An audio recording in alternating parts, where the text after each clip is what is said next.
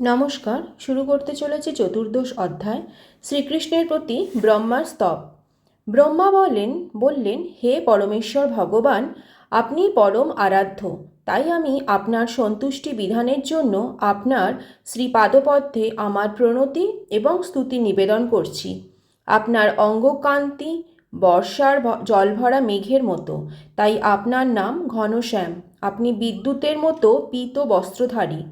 আপনি গোপরাজ নন্দের নিত্যপুত্র। আপনার মুখমণ্ডল গুঞ্জাবিরচিত, কর্ণভূষণের দ্বারা বিভূষিত এবং মাথায় শিখিপুচ্ছ, মুকুট, বনফুলের মালা, বেত্র, বেণু ইত্যাদির দ্বারা ভূষিত হয়ে আপনার পরম সৌন্দর্য প্রকাশিত হয়েছে। আপনার শ্রী চরণযুগল অতিশয় কোমল। আমি আপনার স্তব করছি। হে ভগবান, লোকে মনে করে যে আমি বৈদিক জ্ঞানের আধার এবং এই ব্রহ্মাণ্ডের সৃষ্টিকর্তা, কিন্তু এখন প্রমাণিত হলো যে আমিও আপনাকে সম্পূর্ণভাবে অবগত হতে পারিনি। যদিও একটি শিশুরূপে আপনি আমার সম্মুখে বিরাজ করছেন, আপনি আপনার গোপসখা এবং গোবৎসদের সঙ্গে একজন সাধারণ গ্রাম্য বালকের মতো খেলা করছেন। তা দেখে মনে হয় যেন আপনি যথেষ্ট শিক্ষাও লাভ করেননি। আপনাকে দেখে মনে হচ্ছে ঠিক যেন একটি অসহায় শিশু হাতে একদলা খাবার নিয়ে তার গোবৎসদের খুঁজে বেড়াচ্ছে। কিন্তু তা সত্ত্বেও আপনার দেহ এবং আমার দেহের মধ্যে এত গভীর পার্থক্য রয়েছে যে আপনার শক্তির অনুমান পর্যন্ত আমি করতে পারি না। ব্রহ্মসংহিতাতে তার বর্ণনা করে আমি বলেছি যে আপনার শরীর জড় নয়, তা সচ্চিদানন্দময় বিগ্রহ। ব্রহ্মসংহিতায় বর্ণনা করা হয়েছে যে ভগবানের শরীর চিন্ময়। ভগবানের সত্তার সঙ্গে তার দেহের কোনো পার্থক্য নেই। তার শরীরের প্রতিটি অঙ্গই অন্য সব কটি ইন্দ্রিয়ের কাজ করতে পারে। তিনি তার হাত দিয়ে দেখতে পারেন, তিনি তার চোখ দিয়ে শুনতে পারেন, তিনি তার পা দিয়ে নৈবেদ্য গ্রহণ করতে পারেন এবং তিনি তার মুখ দিয়ে সৃষ্টি করতে পারেন। ব্রহ্মা বললেন, ভক্তদের কল্যাণের জন্যই আপনি গোপ শিশুরূপে আবির্ভূত হয়েছেন, এবং যদিও আমি আপনার গোবৎস এবং সখাদের চুরি করে আপনার শ্রীপাদপদ্মে অপরাধ করেছি, তবুও আমি জানি যে আপনি আমার প্রতি কৃপা পরবশ। সেটাই আপনার অপ্রাকৃত গুণাবলী। আপনার ভক্তদের প্রতি আপনি অত্যন্ত স্নেহশীল, আপনি ভক্তবৎসল। তাই আমার প্রতি আপনার এই অসীম স্নেহ। আমি আপনার শক্তির আদি অন্ত খুঁজে পাই না। আমি ব্রহ্মা, এই ব্রহ্মাণ্ডের সৃষ্টিকর্তা, কিন্তু তা সত্ত্বেও আপনার এই শিশুরূপের গুণরাশির অনুমান পর্যন্ত আমি করতে পারছি না। তখন সাধারণ লোকের আর কি কথা। আমি যদি আপনার এই সাধারণ লোকের আমি যদি আপনার এই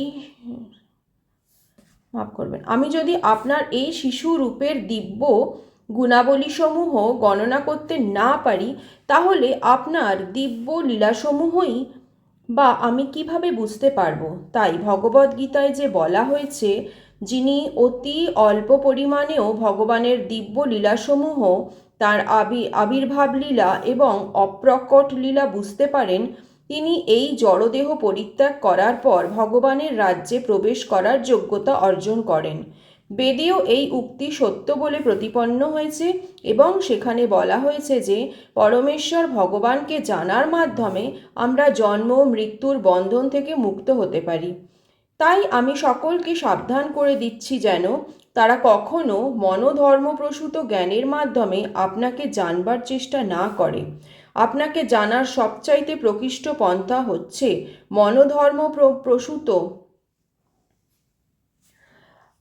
প্রথমে বাক্যে একটু ভুল ছিল, আমি আবার পড়ছি। তাই আমি সকলকে সাবধান করে দিচ্ছি যেন তারা কখনো মনোধর্মপ্রসূত জ্ঞানের মাধ্যমে আপনাকে জানবার চেষ্টা না করে। আপনাকে জানবার জন্য সবচাইতে প্রকৃষ্ট পন্থা হচ্ছে মনোধর্মপ্রসূত সব রকমের জল্পনা কল্পনা পরিত্যাগ করে বিনীতভাবে ভগবদ্গীতা আদি শাস্ত্র গ্রন্থের মাধ্যমে অথবা আপনার চরণে সর্বতোভাবে নিবেদিত আত্মা কোনো মহাজনের শ্রীমুখ থেকে আপনার অপ্রাকৃত লীলাসমূহ শ্রবণ করা। কোনো রকম জল্পনা কল্পনা না করে ভগবত ভক্তের শ্রীমুখ থেকে ভগবত তত্ত্ব শ্রবণ করতে হয়। জড়জাগতিক অবস্থার পরিবর্তন করার কোনো প্রয়োজন হয় না। কেবল আপনার প্রদত্ত বাণী শ্রবণ করার মাধ্যমেই মানুষ তার জীবনের যথার্থ উদ্দেশ্য সাধন করতে পারেন। জড় ইন্দ্রিয়ের মাধ্যমে আপনাকে জানা যায় না, কিন্তু তবুও কেবল আপনার কথা শ্রবণ করার মাধ্যমে মানুষ ধীরে ধীরে অজ্ঞানের অন্ধকারকে পরাভূত করে আপনাকে জানতে পারে। আপনার অহৈতুকী কৃপার প্রভাবে আপনি ভক্তের হৃদয়ে প্রকাশিত হন। অন্য কোনোভাবে আপনাকে জানা যায় না। ভক্তিবিহীন জ্ঞানের মাধ্যমে আপনাকে জানার চেষ্টা কেবল সময়েরই অপচয় মাত্র। ভক্তি এতই অপূর্ব যে তার অতি অল্প অনুশীলন করার ফলেই মানুষ পরম পূর্ণতা লাভ করতে পারে। তাই কারোর পক্ষেই এই অতি মঙ্গলজনক ভগবত ভক্তির পন্থা পরিত্যাগ করে জ্ঞানের মাধ্যমে আপনাকে জানার চেষ্টা করা উচিত নয়। মনোধর্মপ্রসূত জল্পনা কল্পনার মাধ্যমে আপনার আংশিক প্রকাশ, আপনার বিশ্বরূপ দর্শন করা যেতে পারে, কিন্তু সব কিছুর পরম উৎসরূপে আপনাকে জানা যায় না। যারা কেবল মনোধর্মপ্রসূত জ্ঞানের প্রয়াসী, তারা কেবল তাদের শক্তির অপচয় করছে। ধানের তুষে প্রহার করলে যেমন তা থেকে চাল পাওয়া যায় না, ঠিক তেমনি ইন্দ্রিয়লব্ধ জ্ঞানের মাধ্যমে আপনাকে পাওয়া যায় না। অল্প একটু ধানও ঢেঁকিতে ভাঙলে তা থেকে চাল পাওয়া যায়, কিন্তু পর্বত পরিমাণ তুষ থেকে এক মুঠো চাল পাওয়া যায় না। তাতে কেবল সময়েরই অপচয় হয়। হে পরমপ্রভু, মানব সমাজের ইতিহাসে বহু দৃষ্টান্ত রয়েছে যেখানে মানুষ বহু প্রচেষ্টার মাধ্যমেও পারমার্থিক স্তরে অধিষ্ঠিত হতে অক্ষম হয়ে কায় মনোবাক্যে আপনার সেবা করার ফলে আপনার দিব্যধামে প্রবেশ করার সর্বশ্রেষ্ঠ সিদ্ধি লাভ করেছেন। ভক্তিযুক্ত সেবা ছাড়া জ্ঞান বা ধ্যানের মাধ্যমে আপনাকে জানা যায় না। তাই এই জড় জাগতিক কার্যে লিপ্ত থাকার সময়েও আপনার শ্রীপাদপদ্মের প্রতি ভক্তিযুক্ত হওয়া কর্তব্য, এবং সর্বদাই আপনার অপ্রাকৃত মহিমা শ্রবণ এবং কীর্তন করা কর্তব্য। কেবলমাত্র আপনার মহিমা শ্রবণ কীর্তন করার ফলে আপনার দিব্যধামে প্রবিষ্ট হওয়ার শালক্য মুক্তি লাভ করা যায়। কেউ যখন আপনার দিব্য মহিমা শ্রবণ কীর্তন করার মাধ্যমে আপনার প্রতি অনুরক্ত হন এবং তার সমস্ত কর্মের ফল কেবল আপনার সন্তুষ্টি বিধানের জন্য আপনাকে উৎসর্গ করেন, তাহলে অনায়াসে তিনি আপনার পরম ধামে প্রবেশ করার সৌভাগ্য অর্জন করে নিত্য আনন্দে মগ্ন হন। যারা তাদের চিত্তকে সর্বতোভাবে কলুষমুক্ত করে নির্মল হতে পেরেছেন, তারাই কেবল আপনাকে জানতে পারেন, এবং তা আপনার মহিমা শ্রবণ কীর্তন করার মাধ্যমেই সম্ভব। ভগবান সর্বব্যাপ্ত। শ্রীকৃষ্ণ ভগবদ্গীতায় নিজেই বলেছেন, আমাকে আশ্রয় করেই সব কিছু বিরাজ করছে, কিন্তু আমি কোনো কিছুতেই আবদ্ধ নই। যেহেতু ভগবান হচ্ছেন সর্বব্যাপ্ত, তাই কোনো কিছুই তার অজ্ঞাত নয়। পরমেশ্বর ভগবানের সর্বব্যাপকতা বদ্ধ জীবের সীমিত জ্ঞানের মধ্যে কখনোই সীমাবদ্ধ হয় না। তাই কোনো মানুষ যখন তার মনকে পরমেশ্বর ভগবানের শ্রীপাদপদ্মে নিবদ্ধ করার ফলে চিত্তের একাগ্রতা অর্জন করেন, তখনই তিনি পরমেশ্বর ভগবানকে কিছু পরিমাণে জানতে পারেন। মনের কাজই হচ্ছে ইন্দ্রিয় উপভোগের বিষয়সমূহে বিচারণ করা।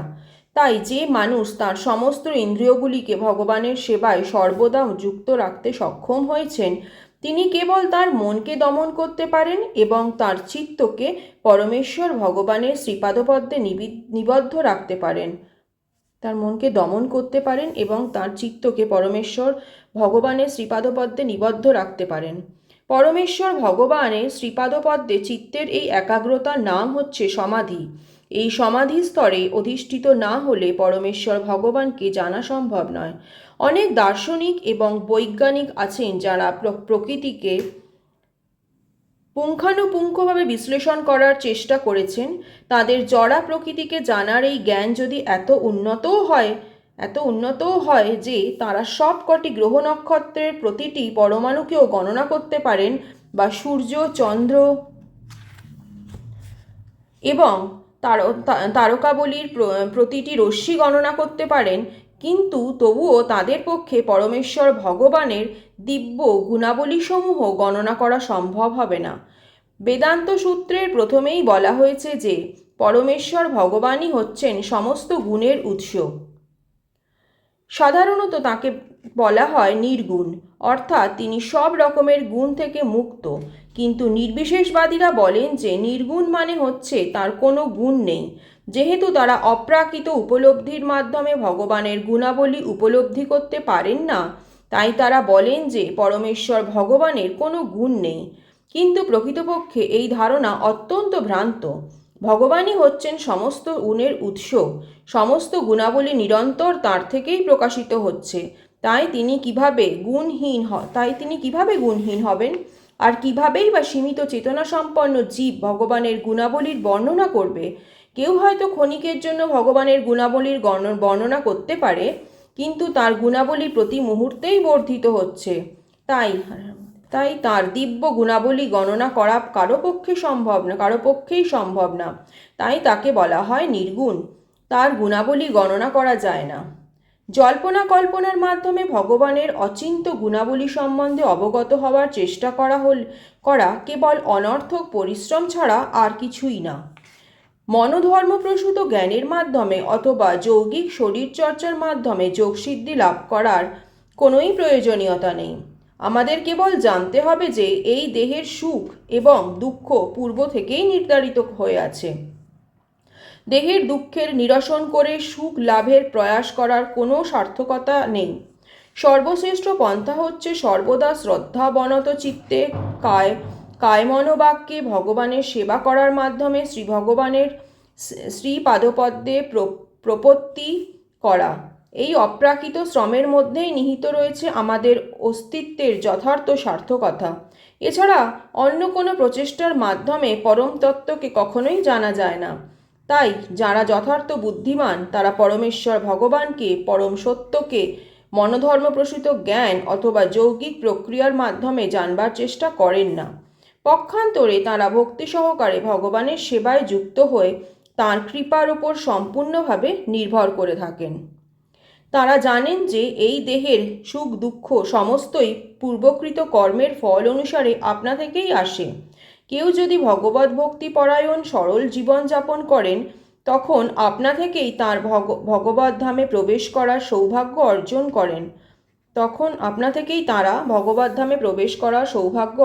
করেন। প্রকৃতপক্ষে প্রতিটি জীবই হচ্ছেন পরমেশ্বর ভগবানের বিভিন্ন অংশ। প্রত্যেকেই হচ্ছেন পরমেশ্বর ভগবানের সন্তান। তাই ভগবানের সঙ্গে দিব্য আনন্দ উপভোগ করার অধিকার সকলেরই রয়েছে। কিন্তু জড়া প্রকৃতির সংস্পর্শে আসার ফলে এই জড়া প্রকৃতিকে ভোগ করার বাসনার উদয় হওয়ার ফলে বদ্ধজীব সেই অধিকার হারিয়ে ফেলেছে। কেউ যখন ভগবানের সেবায় যুক্ত হয়ে ভগবানের কাছে ফিরে যাওয়ার এই সরল পন্থা অবলম্বন করেন, তখন থেকেই তিনি জড়া প্রকৃতির কলুষ থেকে মুক্ত হয়ে অপ্রাকৃত স্তরে ভগবানের সঙ্গ লাভ করার সৌভাগ্য অর্জন করেন। ভগবান শ্রীকৃষ্ণের শক্তি পরীক্ষা করার জন্য ব্রহ্মা অত্যন্ত সন্দিহান জীবরূপে ভগবানের সামনে উপস্থিত হয়েছিলেন। তিনি ভগবানের গোবৎস এবং সখাদের হরণ করে দেখতে চেয়েছিলেন কিভাবে ভগবান তাদের পুনরুদ্ধার করেন। এইভাবে আচরণ করার পর ব্রহ্মা স্বীকার করেছিলেন যে তার সেই প্রচেষ্টা চরম ধৃষ্টতায় পরিণত হয়েছে, কেননা তিনি সমস্ত শক্তির উৎস পরমেশ্বর ভগবানের কাছে তার নিজের শক্তির পরীক্ষা করছিলেন। প্রকৃতিস্থ হওয়ার পর শক্তির উৎস পরমেশ্বর ভগবানের কাছে তার নিজের শক্তির পরীক্ষা করছিলেন। তিনি সমস্ত শক্তির উৎস পরমেশ্বর ভগবানের কাছে তার নিজের শক্তির পরীক্ষা করছিলেন। প্রকৃতিস্থ হওয়ার পর ব্রহ্মা দেখলেন যে এই জড়া প্রকৃতির সমস্ত জীবের তুলনায় যদিও তিনি হচ্ছেন সবচাইতে শক্তিশালী, কিন্তু পরমেশ্বর ভগবানের শক্তির কাছে তার শক্তি নিতান্তই নগণ্য। জড়জগতের বৈজ্ঞানিকেরা পারমাণবিক অস্ত্র আদি নানা রকম অদ্ভুত বস্তু উদ্ভাবন করেছেন এবং এই গ্রহের কোনো শহরে বা কোনো স্থানে যখন তা প্রয়োগ করা হয়, তখন এই অতি শক্তিশালী অস্ত্রগুলি সেই জায়গাকে ধ্বংস করে দিতে পারে। কিন্তু সেই পারমাণবিক অস্ত্রগুলি যদি সূর্যের ওপর প্রয়োগ করা হয় তখন তার কোনো প্রতিক্রিয়াই হয় না। তেমনি শ্রীকৃষ্ণের গোবৎস এবং গোপ সখাদের চুরি করার মাধ্যমে ব্রহ্মা তার অদ্ভুত যৌগিক শক্তি প্রদর্শন করেছিলেন ঠিকই, কিন্তু শ্রীকৃষ্ণ যখন অনায়াসে সেই গোবৎস এবং গোপ বালকদের সৃষ্টি করে তার অচিন্ত শক্তি প্রদর্শন করলেন, তখন ব্রহ্মা বুঝতে পারলেন যে ভগবানের শক্তির কাছে তার নিজের শক্তি কত নগণ্য। ব্রহ্মা পরমেশ্বর ভগবানকে অচ্যুত বলে সম্বোধন করলেন, কেননা তার প্রতি তার ভক্তের অতি নগণ্য সেবাও তিনি কখনো ভুলে যান না।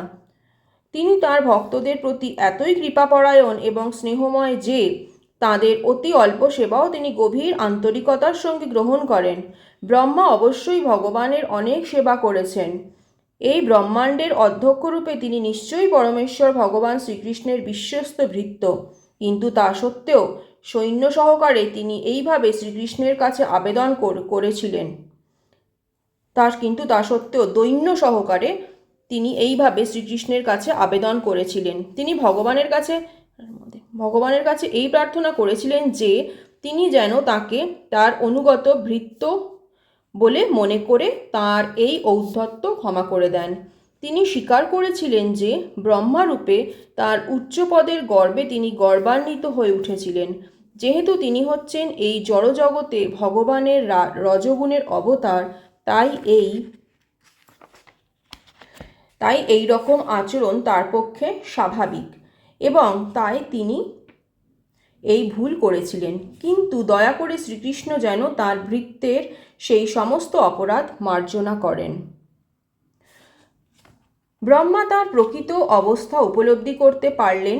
যদিও তিনি হচ্ছেন এই ব্রহ্মাণ্ডের নিয়ন্তা, ক্ষিতি, অপ, তেজ, মরুত, বোম, মন, বুদ্ধি এবং অহংকার সমন্বিত এই জড় ব্রহ্মাণ্ডের সৃষ্টিকর্তা, কিন্তু তবুও পরমেশ্বর ভগবানের তুলনায় তার শক্তি নিতান্তই নগণ্য।